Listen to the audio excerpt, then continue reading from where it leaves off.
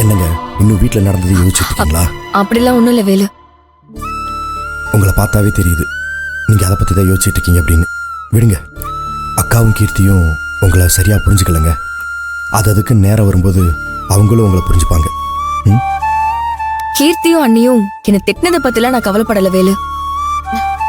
அப்புறம் எங்க இவ்வளவு வருத்தமா இருக்கீங்க? என்னோட கவலையே என்னன்னா, கீர்த்தி நம்ம சொல்றது கேட்காம வீடு வாங்குறது மட்டும்தான். ஒவ்வொரு தடவையும் திரும்பமா அந்த வீடு வாங்க போறேன்னு சொல்லும் போது ஏதாவது ஒரு தடங்கள் வந்துகிட்டே இருக்கு.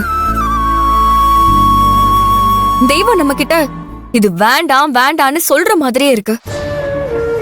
இன்னைக்கு பால் தெரிஞ்சது கூட அப்படிதான். ஆனா அதையும் மீறி அவங்க கிளம்பி போறதுதான் மனசுக்கு இன்னும் சங்கடமா இருக்கு. அவங்க திட்டினதை நான் பெருசாவே எடுத்துக்கல.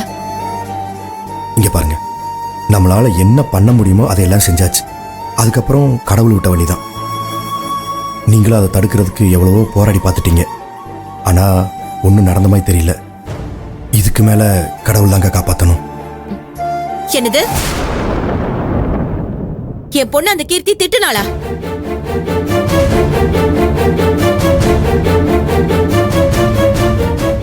எவ்வளவு நெஞ்செழுத்த இருந்தா அந்த வீணா போன கீர்த்தி என் பொண்ணு திட்டுவா? அதை பார்த்துட்டு நீங்க சும்மா இருந்தீங்களா மாப்ள? மா, அரைகுறையா கேட்டுட்டு எதுவும் பேசாதமா. இன்னும் எனக்கு தெரியாது என்னடி இருக்கு.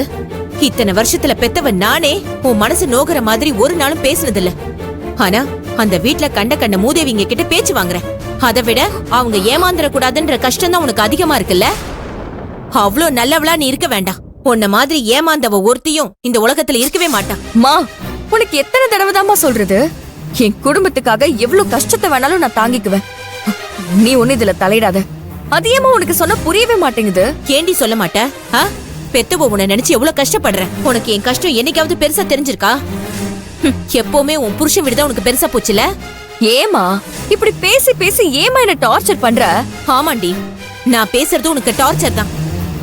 அந்த வீட்ல உன்னை யார் எப்படி பேசினாலும் நீ வேணா பொறுத்துட்டு போலாம். என்னால பொறுத்துட்டு போக முடியாது. என் பொண்ணை பார்த்து பேசினவன் நல்லாவே இருக்க மாட்டான். அவ வாய் விளங்காம போயிடும். இப்பவே அவளை பார்த்து என் பொண்ணை பார்த்து பேசின வாய கிழிக்கிறனா இல்லையான்னு பாரு. அத்தை, கொஞ்சம் பார்த்து பேசுங்க.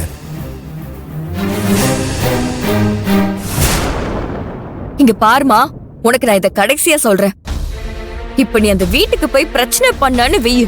இனிமே நான் இந்த ஹோட்டல் வாசப்படியை கூட நான் மிதிக்க மாட்டேன். உன் மூஞ்சில கூட நான் முழிக்க மாட்டேன். இது ஏன் குடும்ப விஷயம், நான் அதை பாத்துக்கிறேன். இப்படி பிளாக்மெயில் பண்ணி என்ன பேச விடாம பண்ணிடு. ஐயோ, எல்லாம் என் தலை எழுத்து. மாப்பிள, உங்க வீட்டு ஆளுங்கள ஒரு வார்த்தை பேச வேணான்னு சொல்றீங்க. ஆனா நான் பெத்த பொண்ணு என் கண்ணு முன்னாடி கஷ்டப்படுறா. அதை தட்டி கேட்கணும்னு வந்தா என்னையும் விட மாட்டேங்கிறீங்க. இந்த நிலைமைக்கு காரணமே நீங்க தானே. எல்லாம் உங்களால தாங்க.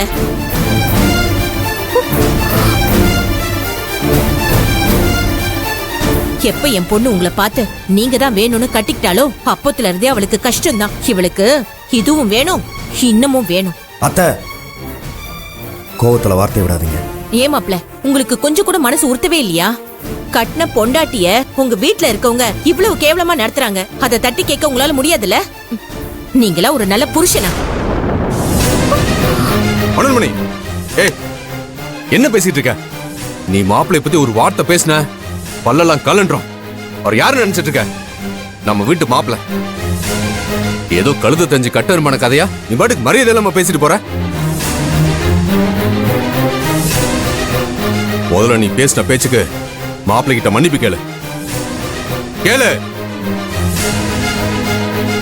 மாமா, எதுக்கு இதெல்லாம்? இல்ல மாப்பிள்ள, வர வர கொஞ்சம் கூட மரியாதை இல்லாம பேசுறா. ஏய், மன்னிப்பு கேளு.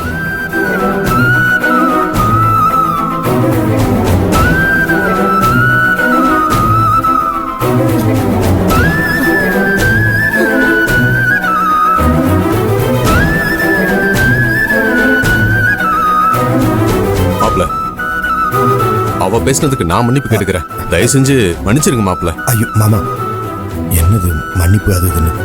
என்னப்பா இதெல்லாம்? இல்லம்மா மாப்பிள்ள, பொன்னமணி பேசினது அதையும் மனசுல வச்சுக்காதீங்க. பொண்ணுமலை வச்சிருக்கிற பாசத்துல என்ன பேசுறோம் தெரியாம பேசிட்டா. எல்லாம் புரியுது மாமா. அத்தை எதை மனசுல வச்சுட்டு பேசுறாங்கன்னு எனக்கும் தெரியுது.